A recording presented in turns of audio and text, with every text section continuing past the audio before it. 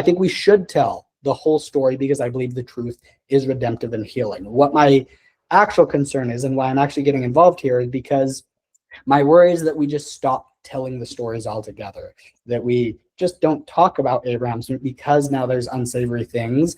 And I think it is actually more important than ever that we do talk about these stories and we do let people know the messier picture. And because I think it's a more honest picture, and then we can see the people that we have inherited where we're at now from, and we can learn from that, and we can make sense of this complicated, messy world that we live in. I've said this before, and I'll kind of just say this again. I think that one of the best stories about the way that we deal with the complicated mess of what we've inherited from our ancestors came from Melissa Inouye, who was a great Latter-day Saint theologian. She unfortunately passed away a few years ago, but I was able to meet her shortly before that. And she had told this story about when she was going through chemotherapy, how there were times that her body would just kind of shut down and she would vomit onto the floor. And there was just this incredibly humbling moment where she had to rely on her husband to come and kind of pick her up and carry her over and then clean up that mess for her. She did not have the ability to be able to do it herself.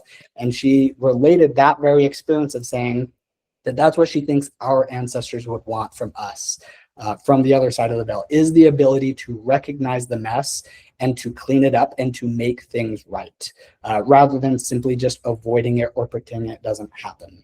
And so in closing, Abraham Smoot was by all accounts a man of intense faith and courage and charity in many ways.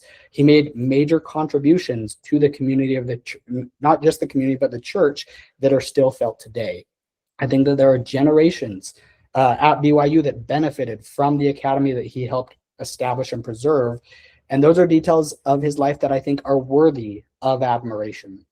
But Abraham Owen Smoot also enslaved human beings, and he later, perhaps unwittingly, lent his authority of codifying a discriminatory church policy and doctrine that marginalized Black members for over a century. And of course, I am using the word doctrine as something that was taught, not something that is true. It was not true, but it was baked into the fabric of the discussion and the rhetoric and views of Latter-day Saints.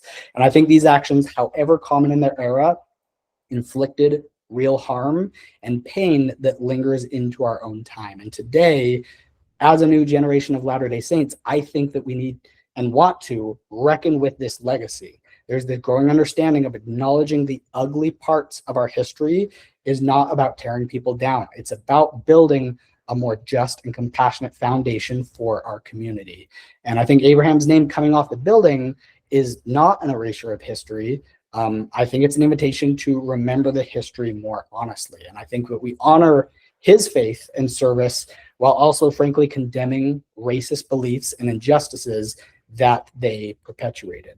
And in doing so, I think we affirm to every BYU student and every member of the community that regardless of race, that they are valued, heard, and welcomed. We affirm, as the scriptures say, that all are alike unto God. This is something that Paul Reeve talks about frequently. And this principle, long neglected, can at last take priority among Latter-day Saints if we choose to face it. And so in the end, Abraham Owen Smoot is a cautionary tale and also a hopeful one.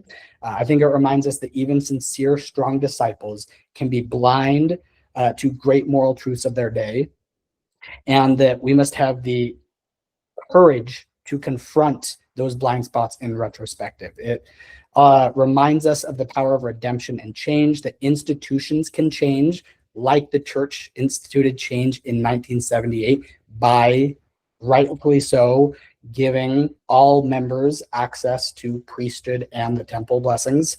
And perspectives can also change when we shine light on the truth. And so this is my hope, my commitment as a direct descendant of Abraham Owen Smoot. And I also hope that I see more of this among fellow Latter-day Saints.